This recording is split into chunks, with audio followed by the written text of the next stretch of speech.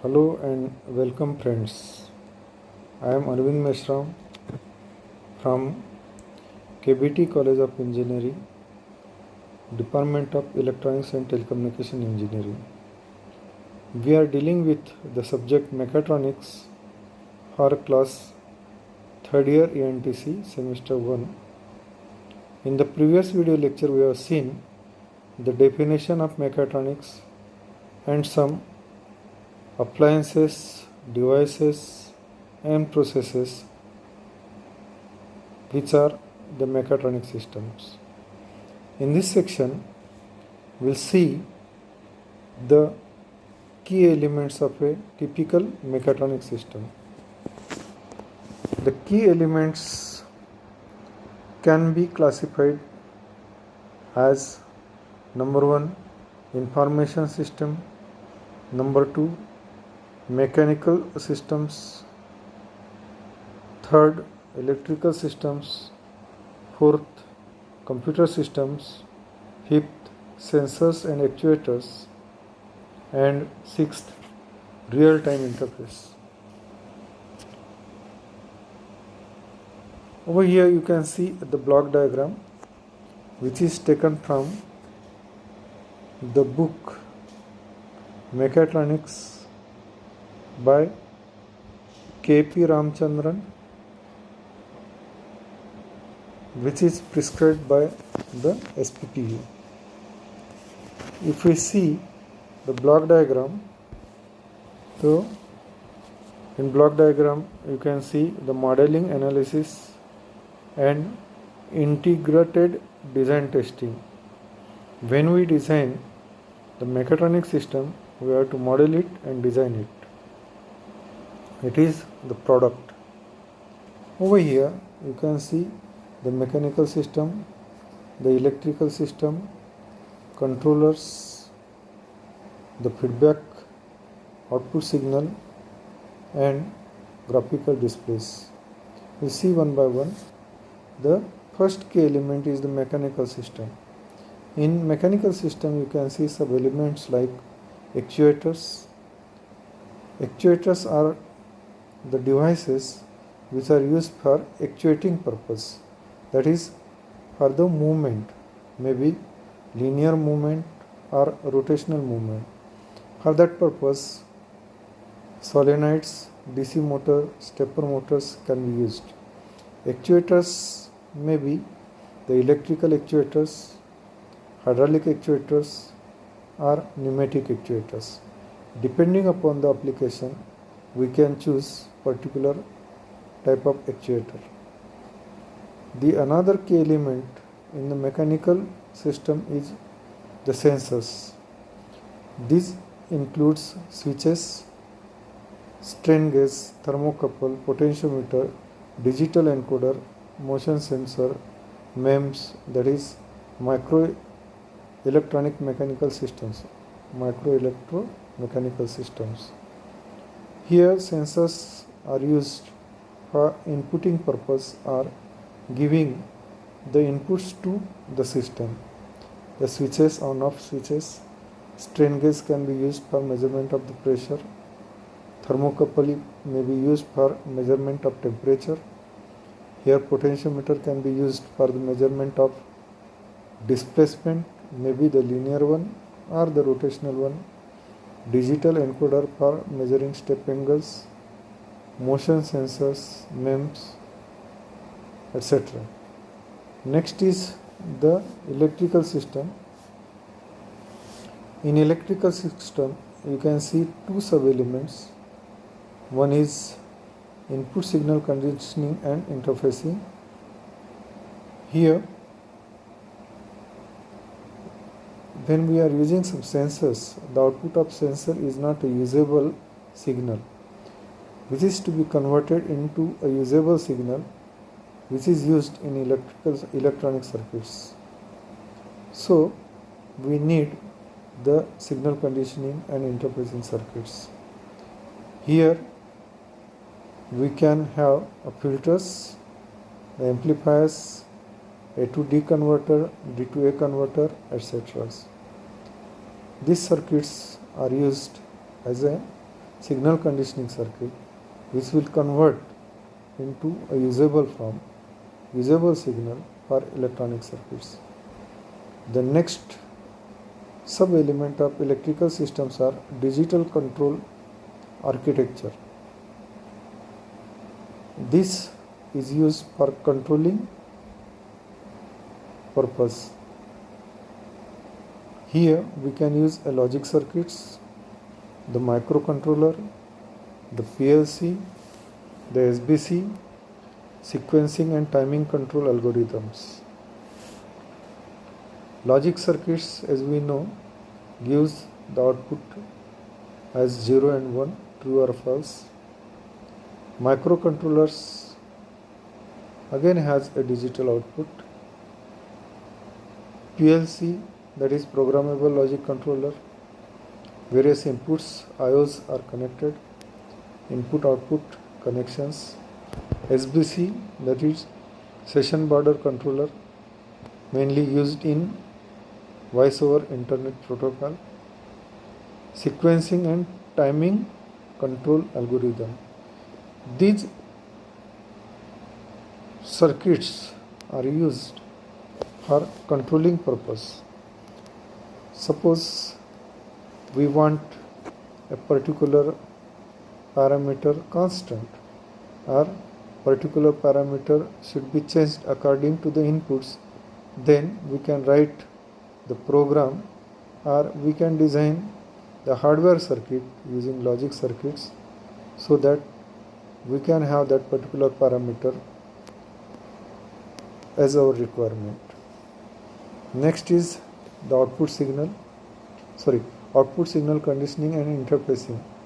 Again, the output of microcontroller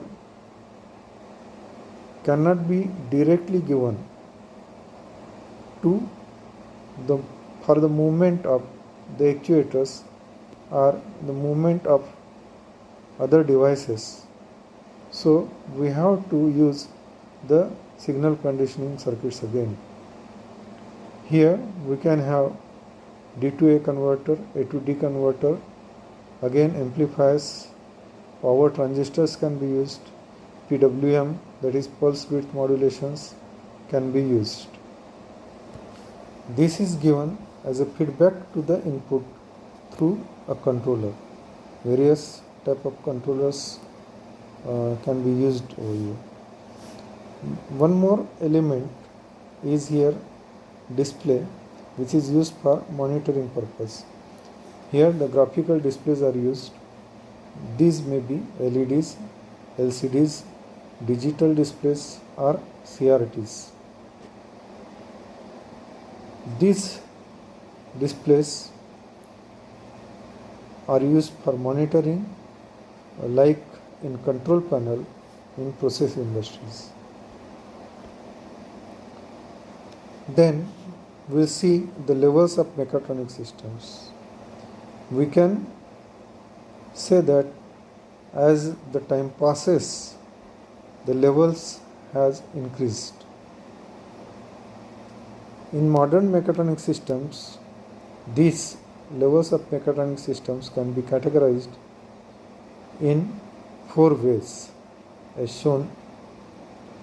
The first one is stand-alone system, for example washing machine or CD player or autofocus camera, boat autopilot, etc.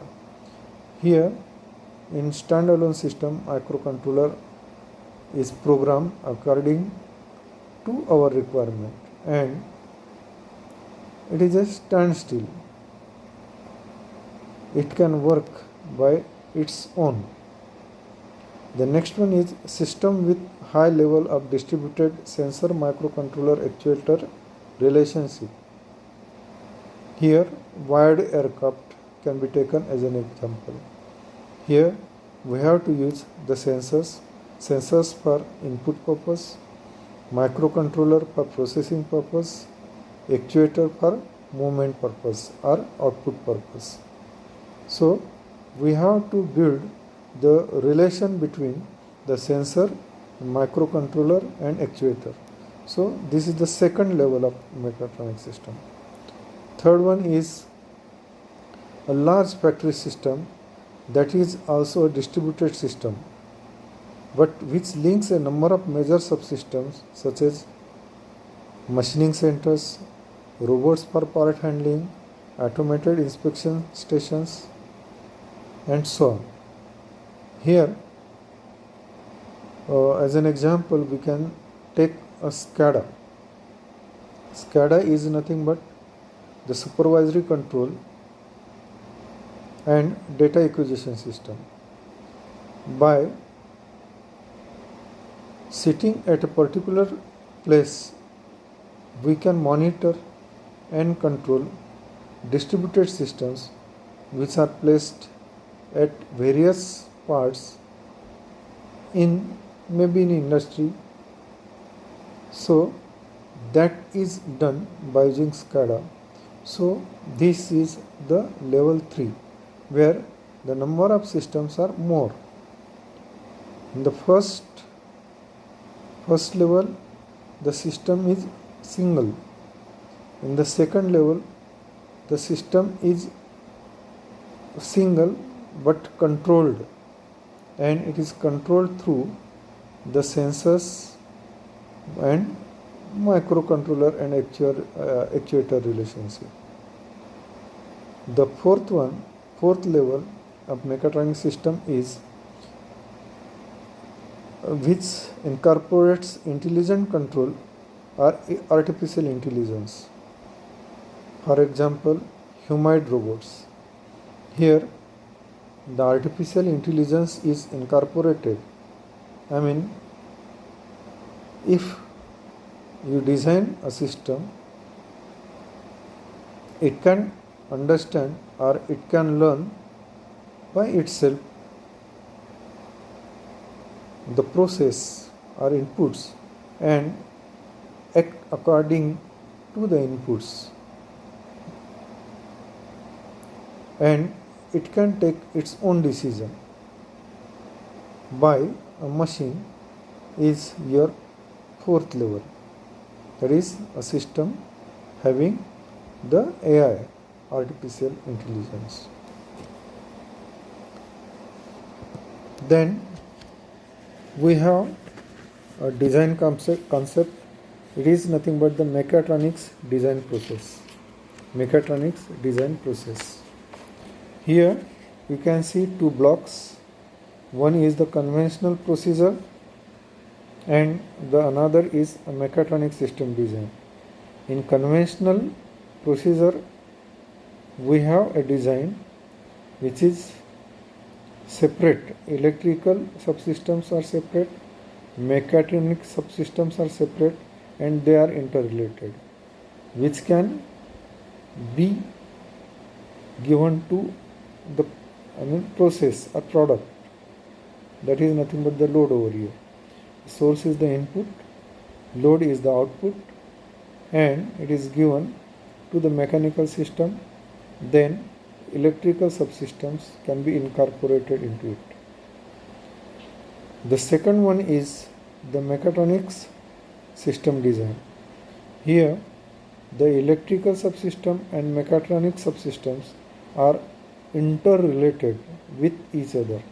They are talking to each other. They are communicating with each other. Depending upon source, they gives the output. This is a design